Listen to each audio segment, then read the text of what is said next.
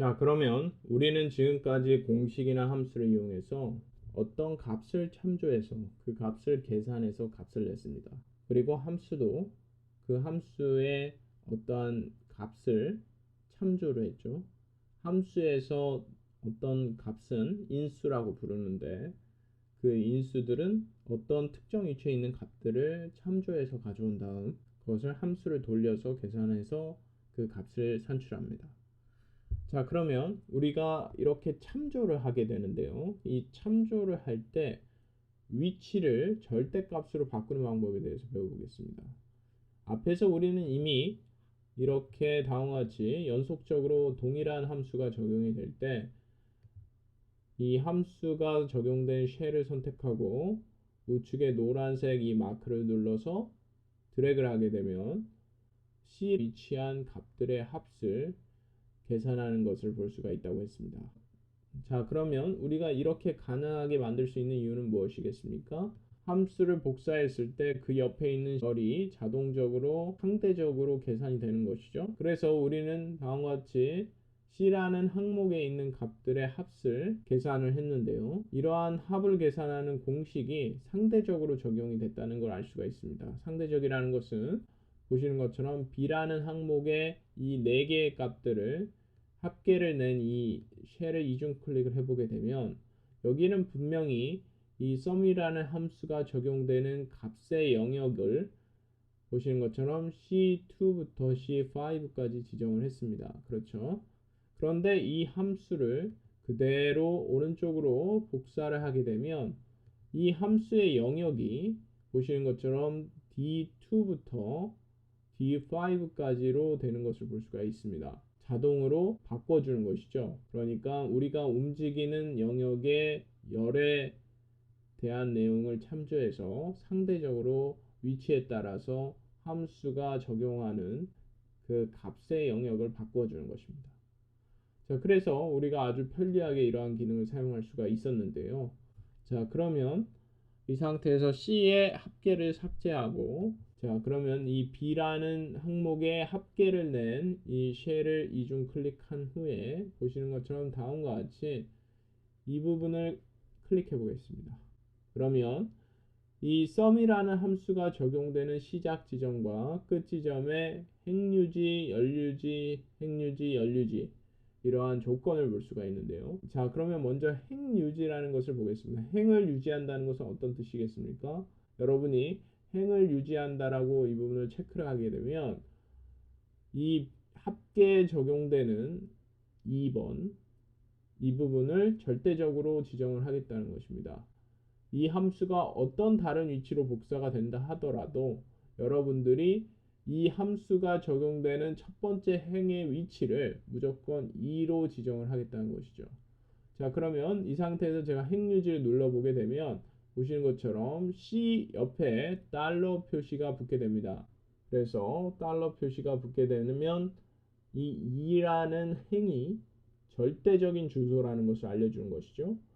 자, 그러면 그 다음으로 이제 옆에 있는 끝 지점의 행을 다음과 같이 절대적으로 지정을 해보겠습니다.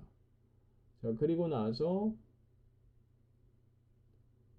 연류지에 관해서 확인해보죠. 연류지라는 것은 무엇이겠습니까? 마찬가지로 지금 C라는 열을 지금 참조를 하고 있는데요. C라는 열을 절대적으로 지정을 하겠다는 것이죠. 그리고 끝에 있는 열도 역시 절대적으로 지정을 하겠다는 것입니다.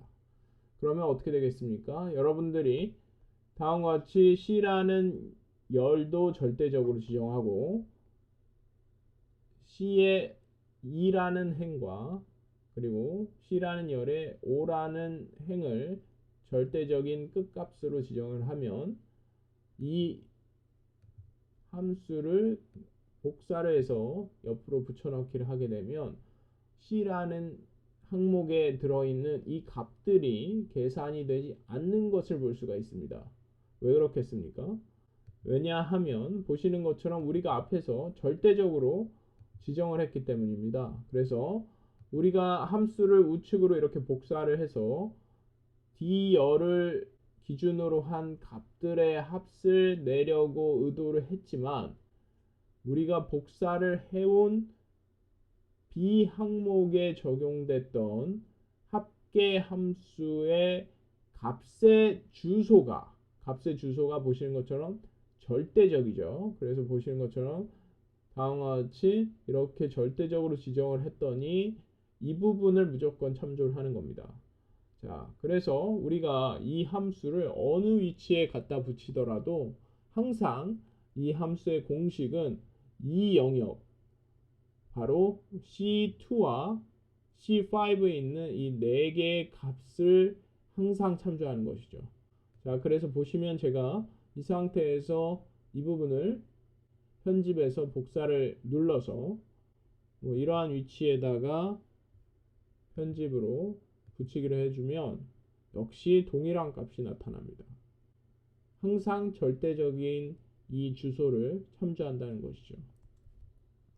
자, 그러면 다음 상태에서 우리가 이 값이 D열에 적용된 C 항목의 4개의 값들의 합을 낼 수 있도록 하려면 어떻게 해야 되겠습니까? 자, 그러면 C라는 항목에 있는 이 값들의 합을 제대로 내고자 한다면 어떻게 해야 되겠습니까? 지금 우리가 방금 전에 설정했던 열 유지 조건을 비활성화 시켜주면 이 함수를 그대로 복제를 해서 우측으로 옮겼을 때 열을 유지하는 절대적인 주소가 없어지고 상대적으로 D라는 열을 참조하겠죠. 그리고 우리가 행유지라는 이 조건은 따로 비활성화 조치를 안 해주겠습니다. 자, 그러면 이렇게 체크 표시를 누르고 이 부분을 잡아서 우측으로 이동하면 110이라는 값이 계산이 되죠. 왜 그렇겠습니까? 앞에서 우리가 지정한 이 부분에 보시는 것처럼 행만을 절대적인 주소로 지정하고 열은 상대적으로 지정을 했기 때문입니다.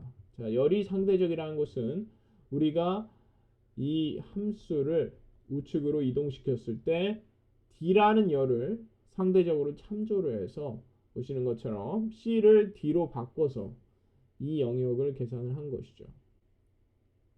자, 그러면 이 상태에서 우리가 이 함수를 아래로 그대로 복제를 해보겠습니다. 그랬더니 보시는 것처럼 아래에 위치한 이 쉘은 110을 계산을 해서 보여줍니다. 보시는 것처럼 D에 2, D에 5 이런 식으로 되는 거죠. 자, 그러면 이 상태에서 제가 다시 이 부분을 삭제하고 여기서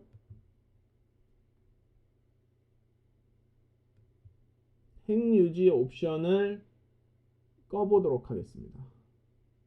자, 그러면 어떻게 되는지 보시죠. 자, 이 함수를 이렇게 다음과 같이 복제를 했더니 어떻게 됩니까? 보시는 것처럼 다음과 같이 D3부터 D6까지 합으로 계산이 됩니다. 왜 그렇겠습니까?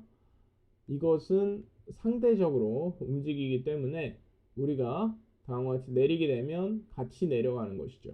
자, 그러면 우리가 이 상태에서 저는 지금 2번 행이 시작값이고 5번 행이 끝값이어서 110이라는 합계가 나왔는데요.